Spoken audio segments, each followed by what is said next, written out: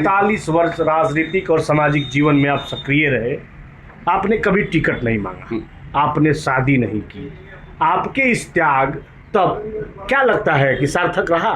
में कार्यकर्ता की जरूरत होती है, लेकिन ऐसा भी तो नियम नहीं है कि कार्यकर्ता कभी नेता नहीं बन सकता है। नेता बन सकता है, लेकिन आजकल कार्यकर्ता की कमी पार्टी में, हर पार्टी में कार्यकर्ता की कमी ज़्यादा है। शादी की है कि नहीं? नहीं, शादी नहीं की है। शादी काहे नहीं की है? मतलब समाज सेवा के लिए? शादी इसलिए नहीं की है कि अब जो है चुनाव में पैसों का दौर ज़्यादा है, और जो कारपोरेट के लोग हैं, जितने पैसे वाले लोग ही आज के समाज में सक्रिय हो रहे हैं। ये तो लगभग सभी दलों में। हाँ, सभी दलों में पैसे वाले लोग सक्रिय हो रहे हैं। अच्छा, एक आखिरी सवाल लेंगे आपसे कि आपका खर्चा बर्चा कैसे चलता है? नमस्कार, ग्राउंड जीरो से मैं मनीष ऋषि, और संघर्ष की अधूरी दास्तां में आज नए मेहमान के रूप में हमारे साथ आप कैमरा स्क्रीन पर जिन्हें देख रहे हैं, परिचय के लिए इनका नाम प्रेमनाथ राय शर्मा हुआ, जो गोपालगंज शहर के रहने वाले हैं। हम लोग एक कार्यक्रम चलाते हैं, संघर्ष की अधूरी दास्तां, जिसमें हम लोग आपके सामाजिक जीवन, राजनैतिक जीवन में आपने जो अनुभव प्राप्त किया और वर्तमान समय को देखते हुए आप इसे कैसे देखते हैं, पूरी कहानी पर हम बात करते हैं। और आज के जो युवा पीढ़ी है उसको आप क्या मार्गदर्शन देना चाहते हैं, इन सारे मुद्दों पर हम लोग इसमें बात करते हैं। सबसे पहले हम आपसे ये जानना चाहेंगे कि आपकी शैक्षणिक योग्यता क्या है? मैं MA LLB हूँ जी, और मेरी BA ऑनर्स तक शिक्षा जो है DAV स्कूल से लेकर के कमला राय महाविद्यालय तक हुई है। सामाजिक या राजनीतिक जीवन में कब से प्रवेश किए? ऐसे क्या उम्र रहा होगा आपका? हमारी उम्र जो है, हम पूरी राजनीति में पूरी तरह से 1978 हाई स्कूल की परीक्षा पास करने के बाद ही हम पूरे राजनीति में चले आए। और मैं गोपालगंज में 1969 में बलिया जिला से आया, यहीं हमारी शिक्षा हुई। लेकिन राजनीतिक हमारी असली पारी की शुरुआत सलेमपुर के सांसद थे लोकसभा, जो उत्तर प्रदेश में पड़ता है, तारकेश्वर पांडे जी, और विश्वनाथ प्रताप सिंह मंत्रिमंडल के मंत्री निर्भय नारायण सिंह, वो हमारे राजनीतिक गुरु रहे।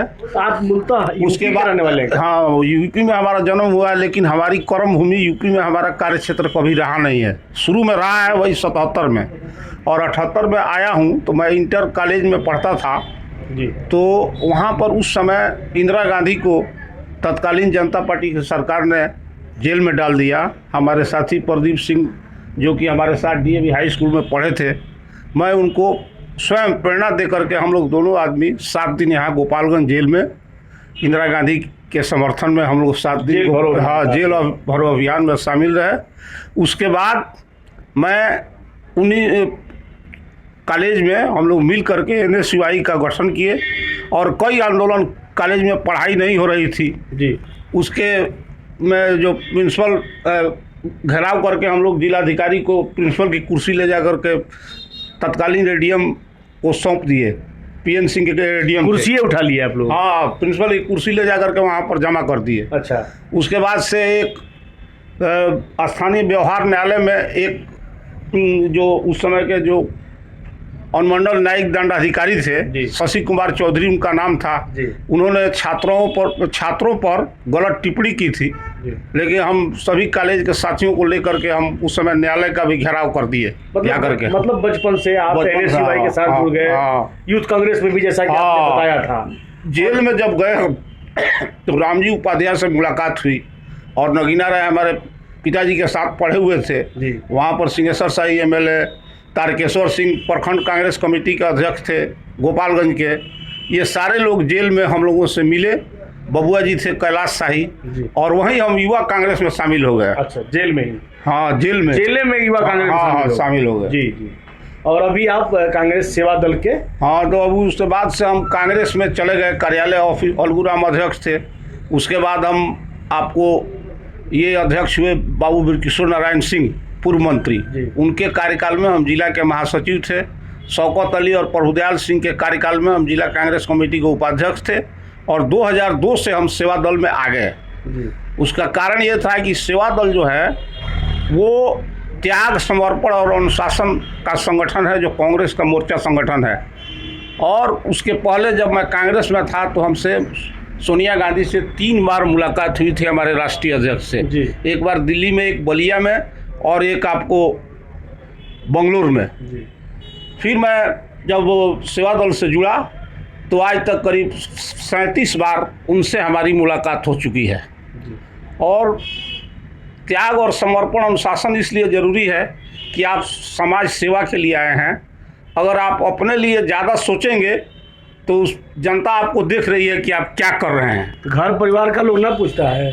घर परिवार के लोग ताने देते हैं, चाहे लोग हमारे मित्र भी कहते हैं कि इतने दिन से आप हैं, आपको क्या दिया। लेकिन हमको कांग्रेस पार्टी ने बहुत कुछ दिया है। चुनाव लड़ा है कि नहीं आप? चुनाव का हम टिकट कभी मांगे नहीं हैं। टिकट मांगे ही नहीं? हाँ, उसके लिए बायोडाटा भरना पड़ता है जी। और बायोडाटा भर करके क्षेत्र का चयन करना पड़ता है, क्षेत्र में काम करना पड़ता है। हम दूसरे के लिए काम किए हैं, दूसरे के लिए चुनाव प्रचार करते हैं। अपने लिए काहे नहीं किए? अपने लिए इसलिए कि पार्टी में कार्यकर्ता की भी ज़रूरत होती है।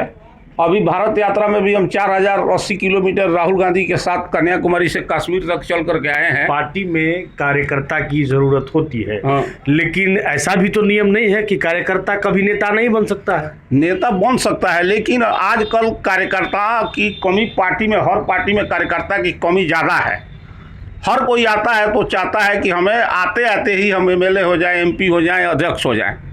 और चूंकि मुझे उसमें त्याग समर्पण की भावना और हम लोगों को प्रतिज्ञान कराया जाता है सेवा दल में, उसी के माध्यम से हम उसको ध्यान में रख करके ही अपना काम करते हैं। शादी उदी की है कि नहीं? नहीं, शादी नहीं किए हैं। शादी काहे नहीं की है? मतलब समाज सेवा के लिए? शादी इसलिए नहीं की है कि हम जो है थोड़ा सा सेंटिमेंटल आदमी है। कई बार जाते हैं चुनाव में, कहीं कहीं जिस बूथ पर कभी कभी हमारी ड्यूटी मिल जाती है, जिस बूथ पर यहाँ कोई जाता नहीं है, और वहाँ पर जान जाने का भी संभावना ज़्यादा बनी रहती थी। कई बार हमारे साथ ऐसा हुआ है। अच्छा।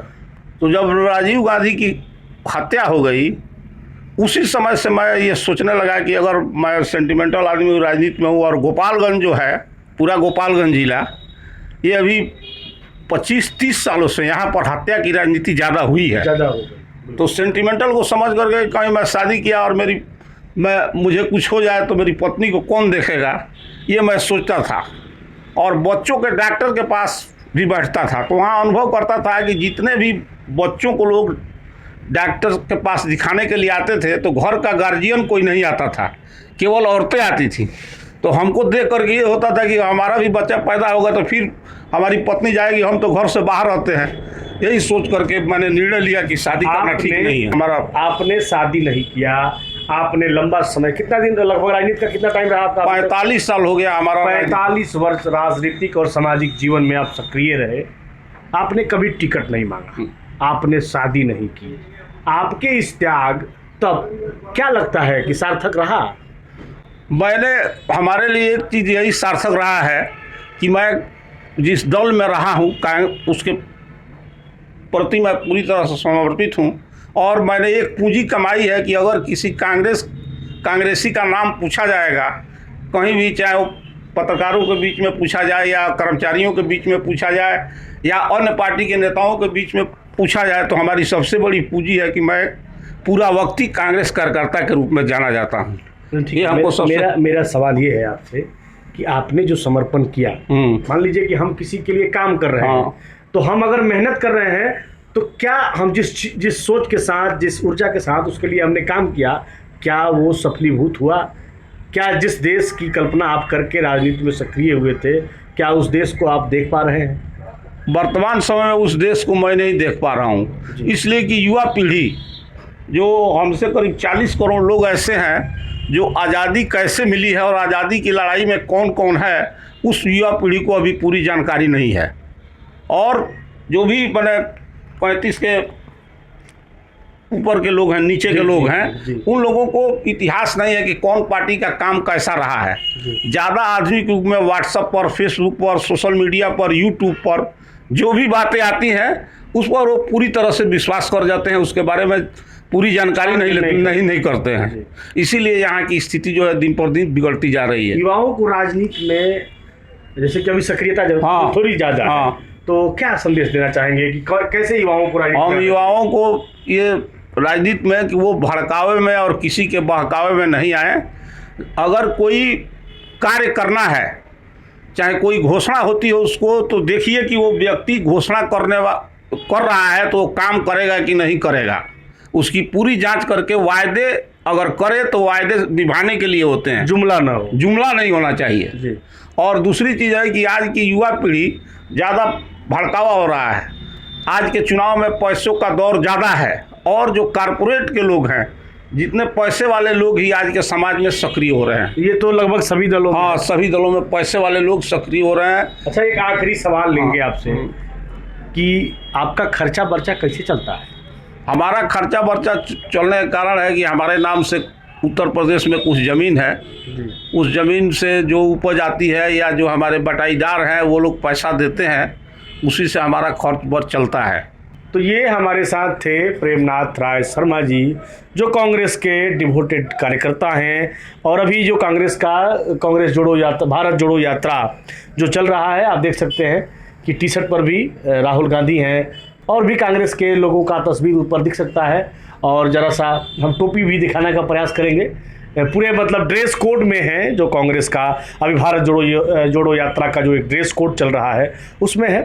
फिर किसी नए मेहमान के साथ हम संघर्ष की अधूरी दास्तां में आपके बीच मौजूद रहेंगे। तब तक के लिए धन्यवाद।